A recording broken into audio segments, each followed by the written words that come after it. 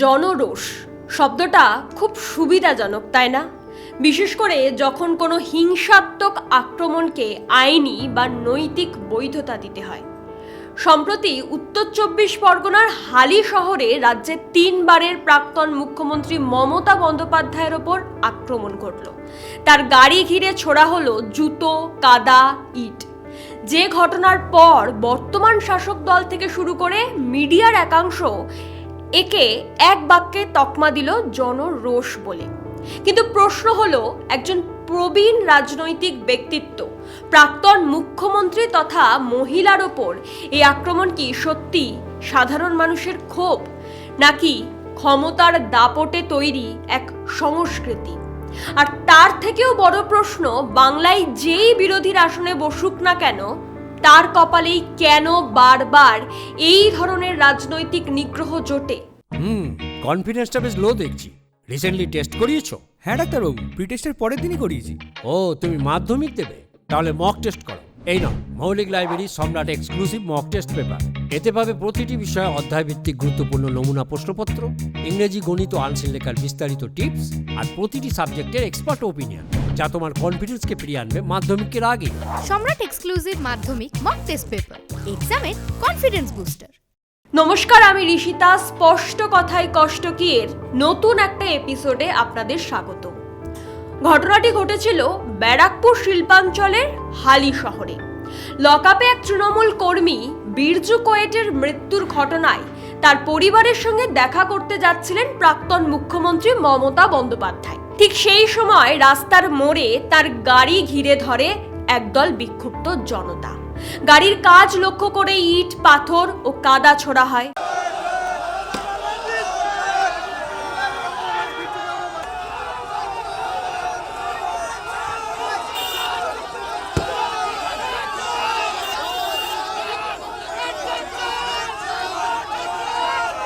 মমতা বন্দ্যোপাধ্যায়ের অভিযোগ, পুলিশ উপস্থিত থাকা সত্ত্বেও তারা নির্বাক দর্শকের ভূমিকা পালন করেছে এবং এর পেছনে সরাসরি রাজনৈতিক ষড়যন্ত্র রয়েছে। এই ঘটনার পর বর্তমান শাসক দলের পক্ষ থেকে দাবি করা হলো, 15 বছরের শাসনের পর মানুষের যে রাগ জমেছিল, এটা তারই বহিঃপ্রকাশ, অর্থাৎ জনরোষ। কমপ্লিটলি পাবলিকের জনরোষ হয়েছে, কিচ্ছু হবে না। কেউ পাথর ছোড়েনি, ছবিতে পুলিশ দেখেনি। জনরোষ জনরোষ। এত চুরি করেছেন, আপনি পুলিশকে জানিয়ে আসলে আমি সব ব্যবস্থা নিতাম। Responsibility goes to police. আপনি পুলিশকে জানিয়ে আসেননি, পুলিশকে আপনি কোনো সুযোগই দেননি। তারপরেও আমি বলবো কিছুই ঘটেনি। আর আপনার ওই পাথর টাথরের গল্প, ওগুলো সব মানুষ দেখেছে। কিন্তু গণতান্ত্রিক ব্যবস্থায় কোনো প্রাক্তন মুখ্যমন্ত্রী বা প্রবীণ নেত্রীর গাড়িতে ইট, পাথর বা কাদা ছোড়াকে কি কখনো জনরোষ বলে চালিয়ে দেওয়া যায়? গণতন্ত্রের প্রতিবাদ করার অধিকার সবার আছে। কালো পতাকা দেখানো, গো ব্যাক স্লোগান দেওয়ার গণতান্ত্রিক প্রতিবাদের অংশ। কিন্তু কোন রাজনৈতিক নেতার শারীরিক ক্ষতির চেষ্টা বা গাড়িতে আক্রমণকে যখন জনরোষ বলে ধামাচাপা দেওয়ার চেষ্টা হয়, তখন বুঝতে হবে রাজনীতির ভাষা কতটা নিম্নগামী হয়েছে। গতকাল যারা ক্ষমতায় ছিল, তারাও বিরোধীদের ওপর আক্রমণকে জনগণের রাগ বলতো। তবে আজকের শাসক দলও যদি একই যুক্তি দেয়, তবে পরিবর্তনের সার্থকতা কোথায়? এই ঘটনায় মুখ্যমন্ত্রী শুভেন্দু অধিকারী সম্পূর্ণভাবে বিজেপি বা দলীয় কর্মীদের কোনো ভূমিকা থাকার কথাকে অস্বীকার করেছেন। তার স্পষ্ট বক্তব্য ছিল, ওখানে কোনো দলীয় পতাকা বা বিজেপির চেনা মুখ ছিল না। প্রাক্তন মুখ্যমন্ত্রী এত চুরি করেছেন, এত দুর্নীতির সঙ্গে যুক্ত যে সাধারণ মানুষ তার প্রতি ক্ষুব্ধ। উনি জানিয়ে আসলে ওনার যথাযথ নিরাপত্তার ব্যবস্থা থাকতো, কিন্তু উনি না জানিয়ে এসেছিলেন। মুখ্যমন্ত্রীর এই মন্তব্য রাজনৈতিক মহলে ব্যাপক আলোড়ন তুলেছে। প্রশ্ন উঠেছে, একজন সাংবিধানিক পদে বসে থাকা প্রধান প্রতিনিধি যখন এই ধরনের আক্রমণকে প্রত্যক্ষ বা পরোক্ষভাবে প্রাপ্য বলে ইঙ্গিত করেন, তখন কি তা পরোক্ষভাবে রাজনৈতিক হিংসাকেই মদদ দেয় না? শুভেন্দু অধিকারী পুলিশ প্রশাসনের ভূমিকাকে প্রশংসা করে বলেছেন, পুলিশ সঠিকভাবেই প্রাক্তন মুখ্যমন্ত্রীকে কার্ডন করে সেখান থেকে বের করে এনেছে, কারণ তিনি Z+ ক্যাটাগরির নিরাপত্তা পান। কিন্তু বিরোধীদের প্রশ্ন, পুলিশ যদি জানতোই বা নিরাপত্তার বন্দোবস্ত যদি সেখানে থাকতো, তবে আক্রমণকারীরা গাড়ির অত কাছাকাছি পৌঁছালো কি করে? তবে হালি শহরের এই ঘটনা কিন্তু কোনো বিচ্ছিন্ন ঘটনা নয়।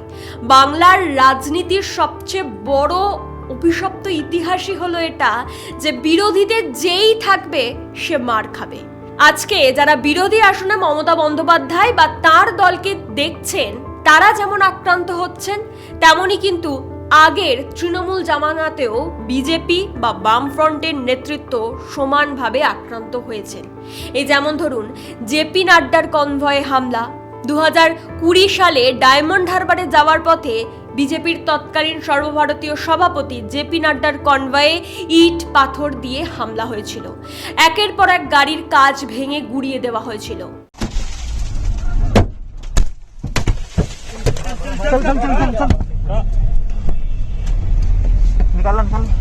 কোচবিহারের সীতাকুচি থেকে শুরু করে কলকাতার বুকেও তৎকালীন বিজেপির রাজ্য সভাপতি দিলীপ ঘোষের ওপর বারবার হামলা হয়েছে, তার গাড়ি ভাঙচুর করা হয়েছে।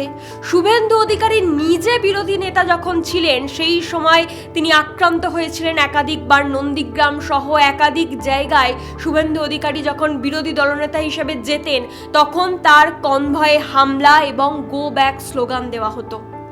শুধু বিজেপি নয়, বামপন্থীরাও এই আক্রমণের শিকার হয়েছেন।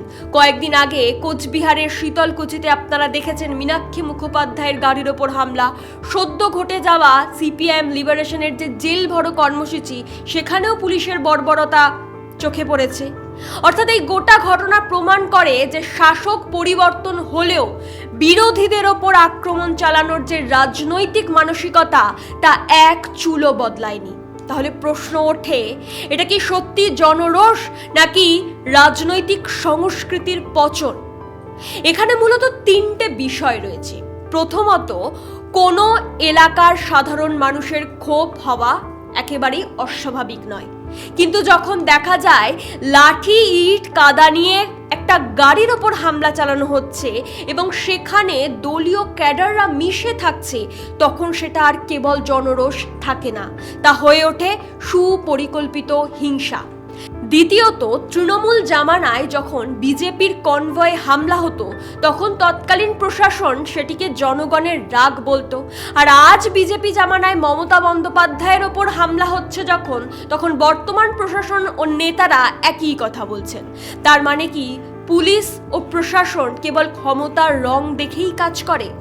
আর তৃতীয়ত, বাংলায় ক্ষমতার পরিবর্তন হলেও রাজনৈতিক প্রতিহিংসার পরিবর্তন হয়নি। বিরোধী মানেই সে শত্রু, বিরোধী মানেই তাকে রাস্তায় ফেলে মারতে হবে বা তার উপর কাদা ছুটতে হবে, আক্রমণ করতে হবে। এই পলিটিক্যাল কালচার রাজ্যটাকে ক্রমান্বয়ে পিছনের দিকে ঠেলে দিচ্ছে। একসময় মমতা বন্দ্যোপাধ্যায় বিরোধী নেত্রী হিসাবে তৎকালীন বাম সরকারের আক্রমণের শিকার হয়ে রাজপথে রক্ত ঝরিয়েছেন। আজ ইতিহাসের চাকা ঘুরে আবার তাকে বিরোধীর আসনে বসিয়েছে এবং তিনি আবারও আক্রমণের মুখে। ক্ষমতায় যেই থাকুক না কেন, বিজেপি, তৃণমূল কিংবা বাম, গণতন্ত্র টিকে থাকে বিরোধী স্বরকে সম্মান জানানোর ওপর। হালি শহরের ঘটনায় আজ যারা একে জনরোষ বলে হাততালি দিচ্ছেন, তাদের মনে রাখা উচিত, এই হিংসার সংস্কৃতি যদি বন্ধ না হয়, তবে কাল যখন ক্ষমতার চাকা আবারও ঘুরবে, তখন এই কাদা এবং ইট কিন্তু তাদের দিকেই ঘুরে আসবে। এ বিষয়ে আপনাদের কি মনে হয়? হালি শহরে এই ঘটনা কি শুধুমাত্র 15 বছরের পঞ্জীভূত কোনো সাধারণ মানুষের জনরোষ, নাকি এটা বিরোধীদের দমিয়ে রাখার এক রাজনৈতিক চাল? এ বিষয়ে আপনাদের মতামত অবশ্যই কমেন্ট করে জানাবেন। দেখা হবে পরের ভিডিওতে। ভালো থাকবেন।